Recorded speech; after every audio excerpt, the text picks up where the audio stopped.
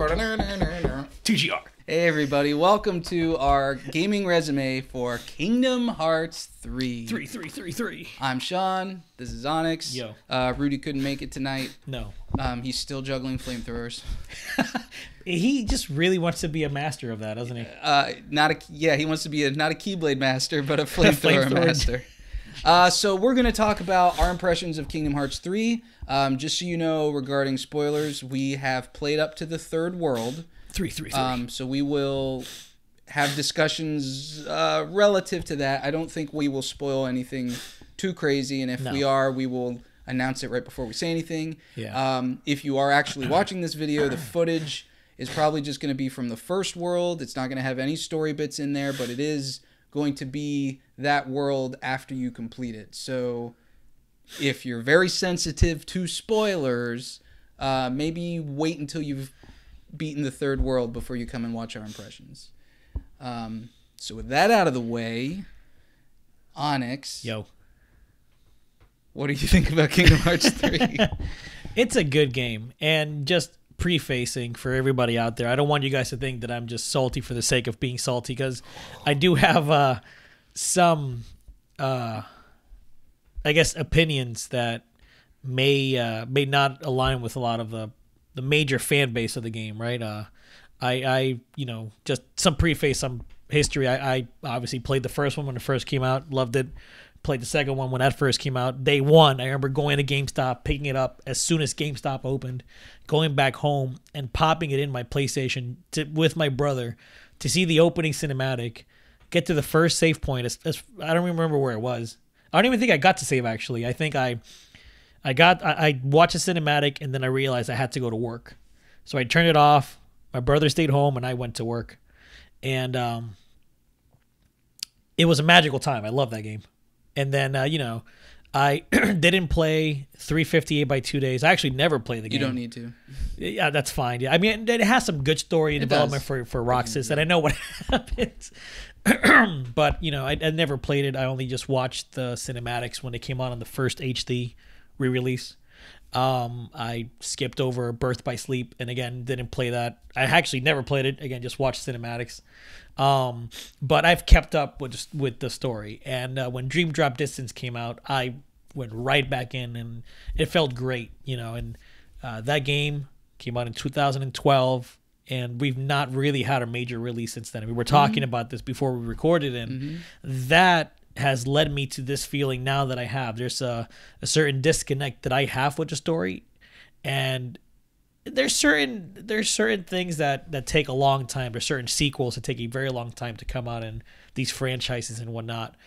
And I don't know if it's been so long and whatnot, but anyway, maybe that's grown out of it. I did say that. I've said that in our one of our group chats in regards to Kingdom Hearts 3. I do feel like I've grown out a little bit of this type of storytelling that the game presents. Okay. So with that being the lead up to this, I'm enjoying the game.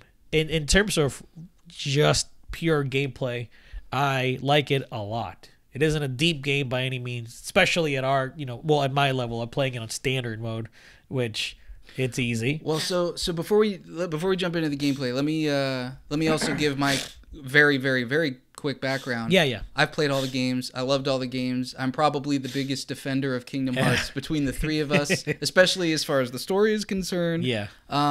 You are. And I didn't realize it had been so long since Dream Drop Distance, but we did have 0.2 also. That's right. Which came out how long ago? 2 or 3 years ago. And I only played it this year. Yeah, that's right. I literally only played it. No, not 2019. I played it in 2018. But I actually went into this thinking, okay, this isn't gonna be what I want. I kept my expectations low, and from the very beginning, it just sucked me right back in. Yeah. So I was actually the opposite effect, where I actually thought this isn't gonna mean much to me anymore, and I felt like a kid. I felt like I was back in college playing Kingdom Hearts 2. I was pacing in my bedroom, not wanting to go to sleep because I couldn't stop thinking about this game. Yeah. Okay, so had to get that out of the way. So continue. No. And you know what? To an extent, I did feel that when I booted up the game, because this isn't really a spoiler, but if it is, be careful, guys. I'm going to talk about a tutorial of the game. But that beginning, right after the opening cinematic, where you start as Kingdom Hearts 1 Sora? Yes. Oh my God. It was like, oh, okay, they're showing me Kingdom Hearts 1 as if it would look, on a PS4. And that was very nostalgic. The music, you fight the Heartless the same exact way. You fight I forget their names. I know what you're talking. The big dude that is in the beginning of Kingdom Hearts 1. He's in the beginning of 2, 3, 4. He's 7. not in 2. That was a nobody. But he's in the beginning of Dream Drop Distance, I believe. He is. Yeah, you fight him after Ursula or before Ursula. Yeah, you fight him quite a few times in tutorials. Yeah. They're very normal monsters. You fight him a lot in 0.2 Fragmentary Passage. Did you notice something about that? About the tutorial area? Because before you get to the fight, your Kingdom Hearts 1 Sora, you go up to the mirror. And now you're Kingdom Hearts 2 Sora. Yeah. Did you notice that in Kingdom Hearts 1 Sora's world, there's nothing floating around? Nothing. And then in Kingdom Hearts 2 Sora's world, you see all of these memories. Memories, yeah. That's pretty cool because Kingdom Hearts 1 Sora, his memories got wiped. And then they all got reconnected for Kingdom Hearts 2 Sora, and that's where they all were. I don't know if that was intentional, but I saw that and I'm like, that was a really cool little detail. If not intentional, good for them. Good for them. But if intentional, it's still pretty cool. Yeah. It's a nice touch for people that have been following it since then. Right. Because I actually forgot about that. That's the whole point of Recoded, wasn't it? To get all of Sora's memories from data. Okay, that was the one I didn't play. Well, I did not play. But that's the point though. They were going through Jiminy's journal. They were going through his memories because they were trying to understand something. But if I remember correctly, hidden in his memories that they needed to go dive in and and it was from Jiminy's journal if I remember correctly, because they even referenced it in this game. They said, Jiminy, remember that time it went into your journal? Right. That was pretty sure that was recoded. I'm glad. And so since you brought that up, there's so many references. Like even after the first world alone, like they're referencing Birth by Sleep and Recoded and Dream Drop Distance gets and 358 2 they're referencing the whole thing, gamut of the games. And what I like about that is that it shows that all of these games had a purpose, even though it could just be now he's going back, Nomura's going back, or whoever's contributing to the development of the story, he's going back and trying to figure out how to tie them all together. In hindsight, maybe at the time they were just, hey, we just need to release something and get some money, but who knows? And the way that they are pulling threads on all these different games is really cool, including the mobile game. I'm gonna Wasn't that recoded? So I'm gonna make a speculation because I can't remember for sure. But in the opening cinematic to the game, you see like some trolleys or some gondolas going by in this big like white city, kind of like Gondor from Lord of the Rings. Yeah, that looked really cool. And then it gets all BioShock Infinite, and it's just like, here's a bunch of these cities and they all have lighthouses. Oh God, this is gonna be BioShock Infinite, isn't it? Jesus, it's not. But I'm pretty sure that city is from the Kingdom Hearts key, whatever those are called on the phones. Yeah, I know what you're talking about. Unchained? No. Which I have played. I played a little bit of it too. Yeah, I'm pretty sure that city is from there. Well, it's one of them cities, I think. So it, again, we're only through World 3, but it's pulling everything. Yeah, pulling everything in. Well, they need to, and we're not talking about gameplay now. We're talking about story. I just realized that. I know. No, but it's okay. It's okay. It's whatever. They need to. This is the key. They held off on naming all the sequels number 3 because they were like, well, no, this is not the conclusion, right? 3 is supposed to be the conclusion, or at least it's going to be a major arc, a major climax to the story. So that's been the promise we've been holding off on. I mean, since Dream Drop Distance, he said, that's it. This is where Sora, the next thing after this, it's 3. The end credits, to that game where Sora and Riku walking into light and their silhouettes against the light made the Roman numeral 3. Yeah. He was like, this is it, boys. Like, yeah. And then we got 0.2. I mean, I get it. And the thing is, though, I mean, we know this already from development, like, interviews. Point 2 was supposed to be in this game. It was supposed to be, yeah. Like, this was the prologue. They did the Metal Gear... Ground Zeroes and Phantom Pain, is what they decided to do. Because he knew it was going to take him a long time to make it. So it's like, well, here, have this. Yep. And then you will see you in 3 years. And it's funny, you know, we were discussing this offline too, as we were literally playing through it, is like, wow, they just throw you right into a Disney World. They throw you into Olympus right at the beginning.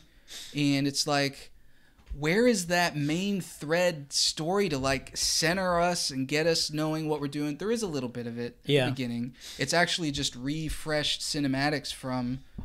I saw some of the previous games. You're talking about like the orchestral "Don't Think Twice" video? No. Like Sora, Donald, and Goofy sitting there in the ship trying to figure out where to go. Oh, and then they say, "Oh, let's go see Hercules." Like, that's been out there. Actually, I think that was part of the 0.2 collection. Is where that came from. Maybe. But you know, it just throws you into Hercules, and for that first couple hours, I was like feeling off. I'm like, I guess I had an expectation that Kingdom Hearts 3 would follow the formula of the other 2 mainline games, where Kingdom Hearts 1, you're in Destiny Islands for at least an hour before you get to Traverse Town for another hour or 2, and then you get to Alice in Wonderland. Yeah. Kingdom Hearts 2, you're in Twilight Town with Roxas for like 3-4 hours before the Kingdom Hearts 2 title comes up. And you take over Sora, and it's just like, oh, they're just throwing us right into Herc's world. But what was so brilliant about that is once you beat Herc's World, you realize that was the prologue. Yeah. And in a weird Nomura way. Kingdom Hearts 3, 4 hours later. Yeah, because he trolled us with the whole Kingdom Hearts 2.9. Yeah. Which was a nice little like, I know, we've been waiting forever, and the naming conventions have been stupid, but here's Kingdom Hearts 2.9. Like, really? Really, dude? You're really not going to say 3 yet? Okay, all right. You know, it's fun. Like, it's not, again, I want to reiterate, it's not that it's bad in the, I guess, in the objective way. Well, you can't say it's objective, but what I'm trying to say is, like, there's certain things about the way the story is told in this title. And it could have been always the case. Maybe I just forgot how it was. Since, again, it's been 7 years since I've played a mainline besides point 2. But there is a disconnect. I you know, slightly touching on the gameplay. I love it, right? I really, really enjoy when I'm playing. It's like, damn, I really like going around the world. I really like my abilities. I like seeing, you know, most of the gameplay mechanics. Like, I like it. I really, really, really, really enjoy it. And then when the story starts, something is taking me out of it. And I don't know, like, I did care about, I mean, Kingdom Hearts 2 genuinely gave me emotions, and I shed a tear when Riku met up with Sora. Like, that was a very genuine moment for me, and I'm not feeling that yet. Will I feel that by the end of the game? Maybe. You know, maybe I have to get re-equated with... We're just getting started. Like, I mean, I'm going to make an assumption here, because I don't know. I've tried to stay media blackout for this game. Yeah. But if it's anything like the first 2 games... This first half is just, we're going to the Disney worlds, we're meeting new characters, we're kind of seeing what the antagonist group is getting ready for us for this game. Yeah, because there's no rush right now. Because there's no rush. There's no rush. It's literally like, Sora, you lost your powers. It pulled a very Metroid, you know, Castlevania thing where it's like, you lost all your powers, dude, gain them back. Well, and you know, and it actually worked out how they do it, because in Kingdom Hearts 2, he loses them because they had to bring all his memories back together. And this one, he lost him as a result of Dream Drop Distance, because he almost became a vessel for Xehanort. Right. He was saved, and it's like, yeah, you kind of almost got screwed there. And now he's after this power of waking to reawaken the stuff that's innate within him. Yeah. By the way, real quick thought, especially talking about gameplay, I don't know if you noticed, but playing as Sora in the first few hours, and then you have a very brief segment where you play as Riku, and he is so much more overpowered than Sora. Did you see his magic? He's got all these different abilities. Yeah. His magic is all the gods, like Kiraga, Firaga, Blizzaga. Because he is a Keyblade master. Yeah. I was like, okay, if this is how it's going to be towards the end of the game, yes, count me in. I'm so excited. Definitely. Playing as Riku, spoilers. It's for the first 3. Yeah. Within the first 3 worlds. Yeah. Play that. I wasn't expecting it, but when I saw it, I'm like, man, they should really let me play as Riku, because I loved playing as him in Dream Drop Distance. Yes. And it did. It was short, and I hope we get it back. And I think we will because, you know, pre-release stuff. Did you see his Keyblade pre-release, like before they showed the game? So you have no idea what his Keyblade is going to look like. I'm not going to say it. I'm keeping. I really wish you knew. No, I don't want to know because that's spoilers beyond. Well, what yes, I've seen it so far is. in the game. But again, it was like they showed off portraits of the characters and him holding a Keyblade that wasn't the one that broke. Okay. Damn. Like I said, I intentionally stayed away because I like being. That's gonna be a fun conversation to have. Okay. But anyway, maybe it's part of the review. Yeah, maybe. So, anyway, that was surprising because, you know, it broke, and I'm thinking, am I gonna play as Riku again? I really want to play as Riku, and you know, playing as him, yes, you do see how much stronger he is and stuff. It was a very Mega Man X move where in Mega Man X, you start off the game as Mega Man and he's super weak, whatever, and you're just shooting your lemons and just jumping. And then Zero, like there's a part where the boss beats you up and you can't move, and Zero comes in with his supercharge and kills the thing, and you're like, damn, I want to be like Zero. Yeah. So it kind of gave me that vibe. Right. And it would be cool if we could like, in a dream drop distance kind of way, like maybe at some point in the climax, like you're playing a Sora and then something's happening with Riku, you swap over to Riku and like you see everything like super cinematic. That would be such an incredible thing. I'm not going to speculate. We'll get speculating is fun, man. I know, we'll get there. This is the early days. I think we may get to play as more than just Sora and Riku in this. That game. would be amazing. If I could play Kairi and Kairi kicking butt. Well, they've got all these people are training to have Keyblades. That's and true. Who knows who we're going to rescue. Yeah. You know. Ventus again, Aqua and Terra. We've played as all three of them in Birth by Sleep, so why not? Yeah. Well, we'll see. We'll see what happens. But anyway, so that's where I'm at. The story still hasn't gripped me, and there's definitely some of the editing too has been kind of crummy. Like in Twilight Town, for example, spoilers. Part of the first three worlds. Being a jerk. You meet up with what is it, Pence? Hayner and Olette. Thank you. And I literally watched the cinematic yesterday. And Pence, Hayner, Olette. Anyway, so you meet up with them, right? And the part where Hayner and Olette are like, "Hey, we gotta go," and Hayner says some smart ass comment, and like. He was like, "Oh yeah, you don't get a pizza or a food, ice cream, whatever it was, yeah, a pretzel. It was a pretzel." Yeah, and then he walks out, and then Olette walks out like 2 seconds later, and she's like, "Tee hee hee." Tee hee hee walks out, and then like it cuts to Pence, and he's like, "Oh man, like, why are you guys so mean?" Or, well, I forget what he said exactly, but it was like the editing was just so bad. The timing was so bad. I don't think he said anything. I think he just went. No, he said something, or maybe he did that. He did that. He shared his frustration for the scenario. He did. However, it was very anime-ish. But like it was just so it was so poorly edited. Like there was a weird pause between Hayner saying his thing and then Olette coming in and tee and then a weird pause, and like something about it is off. And it is, you're 100% right. It is very anime in the most tropey of ways. So I'm not. So I know where Onyx is in the game. So this is a spoiler. This is a spoiler for World 3. He has not gotten there yet, so I'm not going to reveal what this spoiler is. But there is a. I'm not going to tell you why I'm saying this. Okay. But there is a very anime-like boss. Okay. In World 3. I would imagine based on that intro scene. Yeah. When you see it, you will know. And you're going to go, this is the most bonkers thing I have seen in a Kingdom Hearts. Oh, sweet. Period. Like, it feels so out of place. Really? You're not saying something for Kingdom Hearts. But it is we awesome. fought a ship. It feels so out of place. When you see it, you're going to be like, Disney, let them do this? Oh, I can't wait. What? No, I really want to finish I that. could be overselling it, but when I saw it, I was just like, what? And it was a hard battle for me on Proud mode is where I play. So that's another thing too. I think that's a perfect segue. Perfect segue to gameplay, right? Because again, the selling core point of this game. Yes, I honestly think like Kingdom Hearts has never been a super deep action game at all, right? It's not trying to be a Devil May Cry. It's not trying to be a Bayo. It's a simple action RPG, and it's flashy. Yes. My God, is this game flashy? Super flashy. Looks so good, and like realistically, yeah, all you're doing is smashing X. And remind me, in Kingdom Hearts 2, Wasn't there they might add it to this, but wasn't in Kingdom Hearts 2 a second attack option with square too when you were in the air? Like you would mash X to start the combo, and then you can use square to do certain attacks in the air.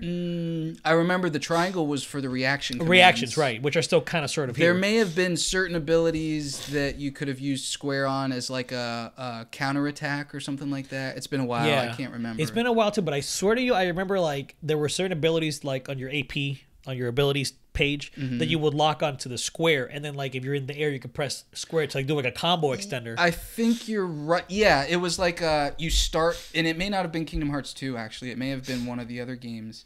Pretty sure it started with it 2. Could have been 2, but it was like you hit square and it will like launch them up into the air, and then you jump into hitting X and combo. So like I think I kind of missed that because square right now is relegated to seemingly Keyblade abilities.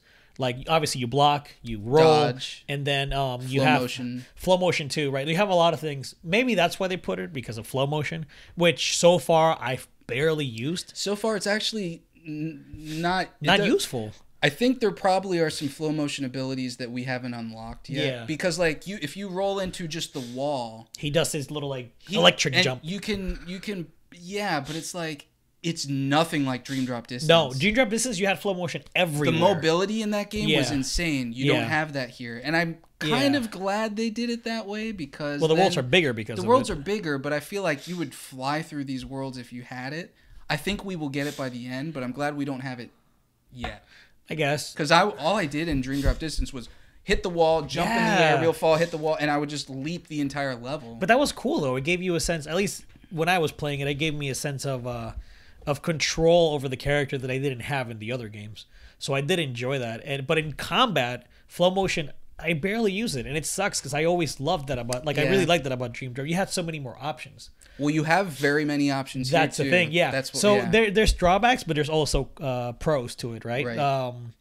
The what are they called? The triangle commands, but like the so there's different ones for the rides. What the hell are they called? That has a name. I know they do. Anyway, the abilities. Attraction commands, I think that's what it's called. Attraction abilities, maybe. I think they're all called commands because there's the attraction ones. There's a team based attacks. There's your weapon transformation attacks. It's on a different. It's not part of the triangle, but you can go down to Link. And there's the Link abilities, which are basically within your dream summons. meters. Yeah. But they behave similarly. And that they all have finishers and stuff like that. So they all behave very, very similarly. Essentially, it's just a bunch of abilities that Sora has. And they are flashy. They are super... I mean, they look amazing. They make you feel good. One thing that I don't like is that you can't select which you want to start first. Yes, you can. How? I figured that out. Yeah, I thought the same thing for a while. And I'm like, oh... The one I want's like 3 behind. Yeah. If you push the left trigger. Yeah. L1 or L2? It cycles through them. Oh, see, they didn't. If they put that on there, I missed it. I don't. If they did too, because half the time I probably also a good time to mention we're both playing on PS4, though I'm playing on the base PS4. Right. You're on a Pro. Yeah. As far as control schemes go. Yeah. Right. Yeah. And graphics, but we'll get there. Yeah. Well. Yeah. So anyway, gameplay wise, I like it. I think that it has it's done a lot of things right. It is very flashy and it makes you feel good. The animations are outstanding in the combat. Yeah. And it really, some of the some of the attractions, after a while I'm like, all right, I'm good. The pirate ship, I'm already getting tired of the friggin' pirate ship. Did you know you can turn the pirate ship? Yeah, turn in addition to rocking it? Okay. Yeah. So like it's cool, but some of them I think that are less, not that are less useful. They're all useful. They're all like do a lot of damage and like kill a lot of enemies at once. But a lot of them tend to like stay a little bit longer than I would have liked.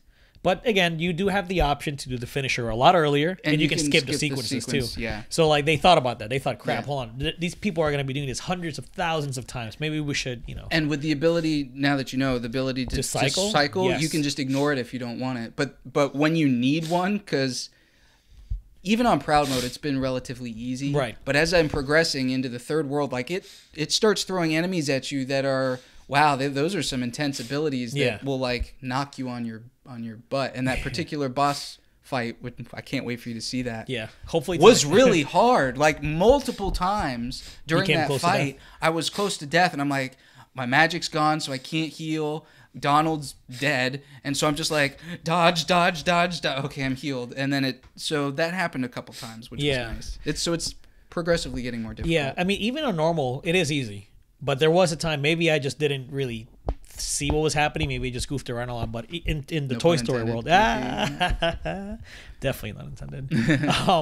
But in Toy Box, after you fight the dragons I was mentioning earlier, right? When you get to the second floor, I wanted to save, so I went down to the first floor, and all the robots respawned. But there was a bunch more robots this time. They're heavy hitters. You're meant to get in a robot to be able to take them out. I didn't think about it, so I'm like literally just trying to fight them. But like, I almost died on normal. I'm like, wait, I'm dying? What the hell happened? And then I realized I got into a robot, and it was like cake again. So I think like people have been saying that you could like challenge. Gigas. They're Gigases. That's right. We're still learning the terminology. Yeah. I was thinking about it as you were talking. Yeah. What is it called?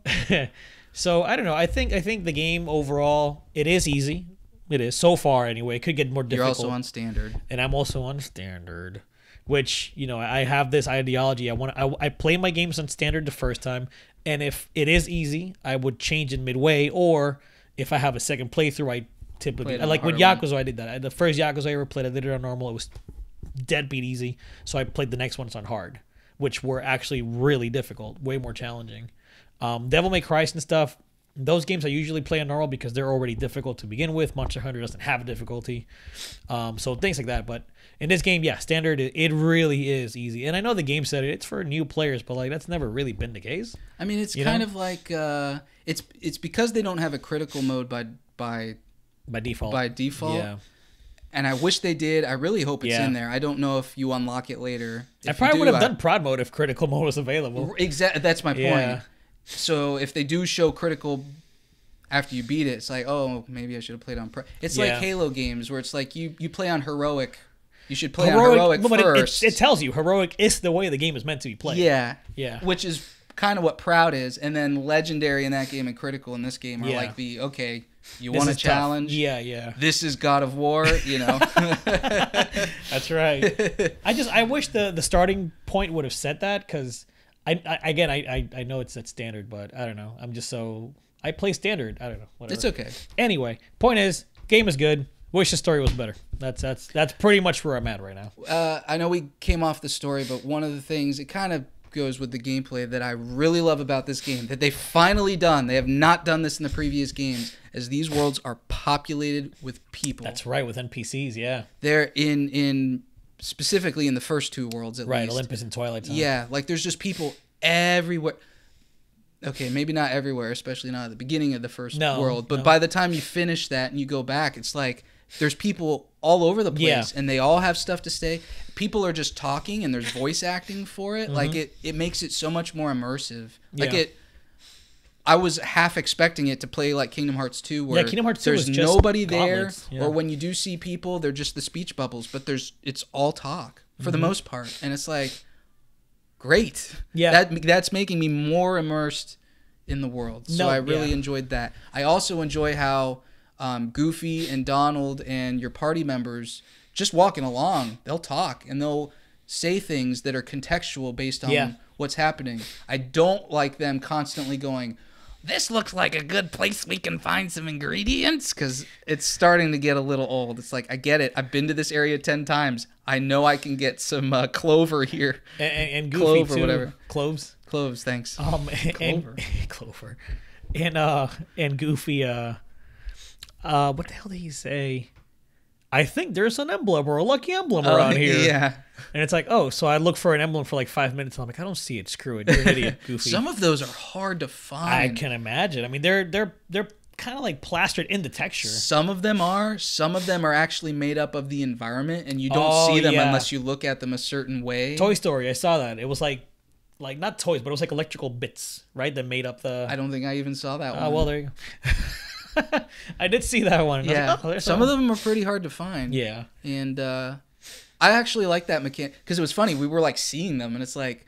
I know, you guys mentioned it. I was like, this is going to be something we come back and collect later, right? And then you get the gummy phone, and it's like, Yeah, we go back and collect. I kind of like it. It's better than the Trinity marks that they used to have in Kingdom Hearts 1. Yeah. Those different colored things. Yeah. You'd have to go find them. And different abilities. Yeah. That were like gateways or lock. What the hell were they called? You know what I mean? Like you couldn't do some of those until later in the game. Yeah. And they would hide like stuff, like items. It's like where you have different colored treasure boxes. And you get the ability to unlock the green ones first, but you see a blue one, so you got to remember to come back to it later. Come back later, yeah. This game is just like, just take a picture of it. Yeah. I dig it. I think the gummy phone is a cool addition. Like the game just has a lot. So far, it seems like there's a lot of game in here, and I wonder if they're gonna do the whole going back to the worlds. Like in all the other games? I'm almost positive they are. There's always been like a part 2 to these. Okay, so spoilers for the first... Well, spoilers for the first world. I'm not going to spoil the third world because you haven't beaten it yet. But spoilers for the first world, Hades is still running around. Yeah. And they basically are showing in this first iteration of that world, they're showing basically the end of the movie. Yeah, where that's right. He goes after Olympus and... Yeah. But the movie still continues. You go back down into Hades' world, into the underworld, and you have to. Well, he rescues Meg. You have to rescue Meg in the movie. In the movie, yeah. Meg's already rescued. But Hades makes a reference to that. Yeah, it already happened. Hercules already said that he rescued Meg that way, didn't he? I can't remember what happens in Kingdom Hearts 2. But Hades in this game, after you've defeated him, makes a reference to it'd be a shame if anything happened to your little nutmeg, and he disappears.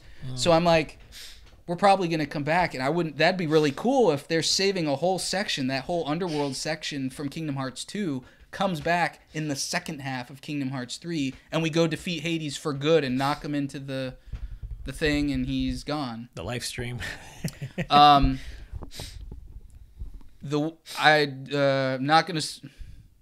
Just say it. It's fine. Well, I'm pretty certain, having beaten the third world, there will be more to come. That's fine. I mean, it made sense. I already expected that to happen. Plus, we have to go back to Twilight Town at some point. Definitely. They were just like, oh, we'll get this fixed for you, and then we're gonna come back. Yeah. So not definitely expecting that. You know, they're not gonna have the whole Frozen story be told in 1 3-hour segment. Sorry. If you didn't know Frozen was in this game, but... If you didn't know Frozen was in this game and you know about Kingdom Hearts 3, how do you not know that? It's been in E3. Like, is it on the back of the box? Is it on the back of the box? Hell yeah, it is. Okay. All of them are on the back of the box. Most of them. Anyway. There's 8 of them. Okay, well, is this spoilers? Okay. This isn't spoilers. I don't want to know. I'm so sensitive. I'm also the most sensitive about spoilers. He really is. One quick thing that I want to mention about the traversing across the world through the gummy ship sections. Cool. I like that they're open world-ish. Yes. I do like that a lot. Nice change. Yeah, I do like it. And some of the bosses like reminded me of Nier. I mean, not just Nier. It's a shoot 'em up, right? Reminds me of shoot 'em ups. That's cool. I like the traversal. I do. It looks good. It feels good, etc. What I don't like, it's not about a traversal itself, but rather the game is guiding you again. It gives you the sense of, oh, here's an open area. You can go to Corona if you want to, which is the Rapunzel world. You do see it in the world map. I guess spoilers. Spoilers if you didn't Disney's know that. in the game. Anyway, so when you open the map, you see these worlds, and like you can choose between Toy Story and that one, and the Rapunzel or Corona, and you see the level. It tells you level 14, right, and level 12 for Toy Story, right. So the game is essentially telling you if you're okay with challenging harder enemies, go to Rapunzel world. However, first, right. But then I thought about it. I'm like, well, I almost did that. I almost went to Rapunzel because I want to experience that whole new world that I haven't seen anything of. Right. And then I'm like, but wait, then Toy Story world is gonna be piss easy, more easy than it is already. But it was the same in the previous games. Right. So it gives you the option. Right. I guess I'm bringing it up because it still feels like they maybe could have gone away from that. Maybe they, instead of locking a certain type of level, whichever one you went to, it would just have been, I think they have to though, because then levels don't matter, and strength and defense doesn't matter. No, but it would, because if you pretty much what I'm trying to say is like, oh, it's dynamic where whichever one you go to the first, other one would swap. I understand now. Because now that's fair. There's like an illusion of freedom, and there still is, but you are essentially, there's a certain path that is the preferred path. It's that's fair. Yeah, that's like a very minor thing, but it did when I saw it, I'm like, oh man, I wanted to go to Corona, and I knew that I would enjoy Toy Story less because it would probably be way too easy with the levels that I would get from there. That's fair, and it's possible they have it set up that way because they would like you to experience these worlds in a certain order, but they understand they have to give you the freedom. So that could have been like okay, we'll give you the freedom, but by making this a little harder, maybe it encourages most people to go to the easier one first. That's what I was, probably. I don't know. Some of these game design decisions are not always that easy. I mean, look at not Octopath. Always black and white. Octopath did the same thing, right? You would like certain characters' second stories and third were locked behind levels. You could literally not do them until you were a certain level. Right, but if you did one person, if you could do enough stories where you don't even touch anybody's second thing, and then they're butt easy. They're real easy. They're very easy. Yeah. So. But even then, like certain characters had higher levels. So like you would say you want to do all the chapter ones, right? What you're talking about. So that's what I mean. Like they kind of, it's like I said, it's almost like the preferred way of doing it. And I get it. Like if you want us to do a certain way of like a certain preferred path, then just lay it out. You know. Toy Story was actually pretty hard. By the time I finished it, I was like, actually, that was pretty tough. Yeah. At least that one fight that I have mentioned like 5 times now. Can't wait to play it now. But the final fight wasn't so bad, but overall, man, I just to, I guess, start putting the last bits of touch into our impressions video. I do like the game. I want to see where the story goes. I want to see I want it to grip me back and give me some genuine emotion. Mm-hmm. And I am about to sneeze. Yeah.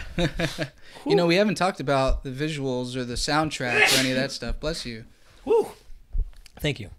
It looks very pretty. The game looks really good. Playing on the Pro, I'm almost at 60. I don't have... There's a little bit of a cheat. If you lock your PS4 Pro at 1080p, you get almost 60 FPS consistently. I don't have that. It's running at like, I think, 1200p or something like that. And I'm getting like 50 to 60 FPS roughly in that ballpark. It does have some technical issues. I know there's some frame pacing issues, but I don't notice those as much. Really? Yeah. You don't notice like as you're walking, there's kind of like a little bit of a...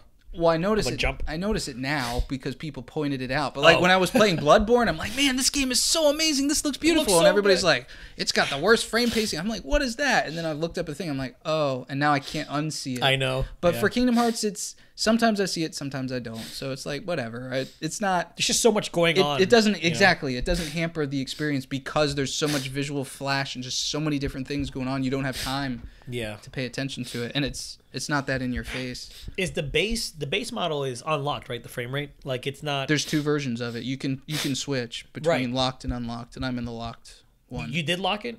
You locked it at 30? I'm pretty sure. I think that's the default one is locked. No. I told you the default is I don't know, but it looks fine. The way I'm playing, it's fine. Yeah. The music's really good. Oh yeah, so Yoko Shimomura. There's certain tracks during the cutscenes that I have, whatever. All the battle themes have been outstanding. Like I love the Toy Story one. If you check out our Instagram, which is at the Gaming Résumé, you'll see that in one of the stories, our behind the scenes actually. If you're watching this video shortly after we post it, because 3 years from now, you probably won't find that on our Instagram. You'll have to dig. But yeah, I used the music from the Toy Story battle theme. It's so good. Da, da, da, da, da. It's good. I really like and we mentioned this. I mentioned the Hercules world. The original music's in there from previous games, but there's like a bum bum bum bum bum bum bum. Like, oh, that sounds so good, and it really adds to some heavy stuff is happening right now. I like it, man. The game is good, and Unreal Engine 4, they made a good choice, and now I'm really looking forward to 7 Remake. 7 Remake is probably gonna look better than this because it is using and if it without I said spoilers through World 3. Did I not? You I did say that. You 100% did. So if Final Fantasy VII looks anything like the intro to the Toy Story world, I am so in, because I was like, what the hell are we watching right now? I'm like, is this like are we like watching some mainline Final new Fantasy characters coming in? Like, are these Keyblade wielders that I have no idea what's going on? Like, what is happening? That was so cool. Oh, now I get it. Yeah, friggin' A. But it says Square Enix on the bottom of the thing, so it's like, okay, if that was a hint at a future IP, that'd be I'll take it. It looks really cool. Friggin' video game intro. You're part of a video game. Rex. So it sounds like our initial impressions are positive. I think. Indeed. I think if you're a casual fan of Kingdom Hearts, and if you're a hardcore fan, you already have it. You probably already beat it. Sorry for the sniffles, but yeah, no, it is worth playing. Even as a casual fan, I think people would enjoy it. If you don't care about the story, you just hit skip cutscene. Just keep playing. If you really don't care about it, if you are a little interested, watch some videos on YouTube. There's plenty of 40-minute story summaries and stuff. It's got a lot of... it starts out pretty linear as far as the level design goes, but that was intentional. Like, it gates you in the Hercules world. Yeah. But then it opens up, and it gives you multiple branching paths that you can do, and... Yeah, and these levels are massive. They really are huge. Toy Box feels really good. I love Andy's house and getting out of it. It was a really cool moment. Yeah. So... looking forward to more. There's stuff in here for everyone. So, don't know when we're all going to have it beaten. But I'm shooting before end of February, to be honest. I would love to do an actual review. We haven't done a review... since Monster Hunter. Oh my gosh. Monster Hunter, which is literally about almost been a year ago. So we would like to do an official review and actually use our review scale system again. Yeah. I think we can do it. I think we can too. And that'll give us an opportunity to actually talk about all the spoilery stuff that we have not seen yet that will come by the end of the game. So right, and we'll break it down like we always have. If you've not looked at our reviews, check them out. We don't have very many, but they are very in-depth. They've typically been, between an hour to 2 hours sometimes? Our reviews? Yeah. Yeah. They're pretty in that. We talk about, we break everything down. Our impressions are almost 40-something minutes. That's a lot to talk about. There is. It's Kingdom. We've been waiting 13 years. That's Jesus. So funny. He did that intentionally. He was like, I've got 13 years.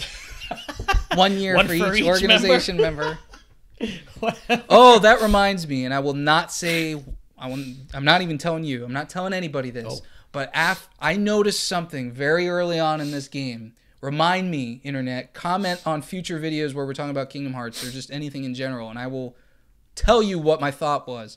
But I've got a prediction for something that's going to happen towards the end of this game, and I've seen 3 things now that are leading me to believe that it's true. Sora's sleeping. It's all a dream. And if they pull it off, that's going to make you look at some previous games a little bit differently. Ooh. And I feel so excited that I figured it out, or at least I think I figured it out. It's also very possible that it's not true at all, and I'm just reading into it. But this is it. This is the last time we can speculate what's going to happen. Until the next Kingdom Hearts story starts. Well, at least with Xehanort, until the end of the game. So I've got 50 more hours of speculation, and then I'll know what's happening. You know what would be funny? Can you imagine we finish this game... Nomura's done with it. He's like, you know what, guys? I'm passing off Kingdom Hearts to the next big director at Square Enix, whatever.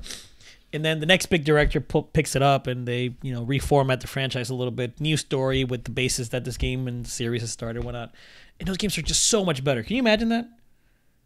That'd be great. But these games aren't bad. I mean, they're not, but I just want a story to be a little bit more simple. It won't be Kingdom Hearts 3.15 divided by 4 times recoded. Yeah, and I'm sure I'm hoping they tone down to talk about hearts and the nobodies and the hearts and the hearts. Your heart is in data. You have data hearts. Thanks for watching, guys. Thanks for watching. Check out our Instagram. Again, I put a lot of work into this. I like it. It's fun. Check it out. You can see a lot of behind the scenes stuff. Eventually, one day we'll do a video on like our podcast room and whatnot. But Instagram, the Gaming Résumé. That's it, man. All right. And also, since it's probably not going to happen soonish for those that are watching this immediately after we post it, we would also like to do some impressions for Resident Evil 2. Yes. Which Onyx has played extensively. Yes. Pretty much beat one whole campaign. But we just haven't gotten there yet. Nope. So we will talk about Resident Evil 2 at some point. But we definitely will. And we'll talk more about Kingdom Hearts 3, I'm sure. We definitely will. It's going to be a wild couple months. Dude, the next big... yeah, it's going to be crazy. So, all right. Catch you guys next time. Later, guys. Like what you saw? Check out some of our other videos and be sure to hit the subscribe button to stay up to date with our latest content. Thanks for your support, and thanks for watching.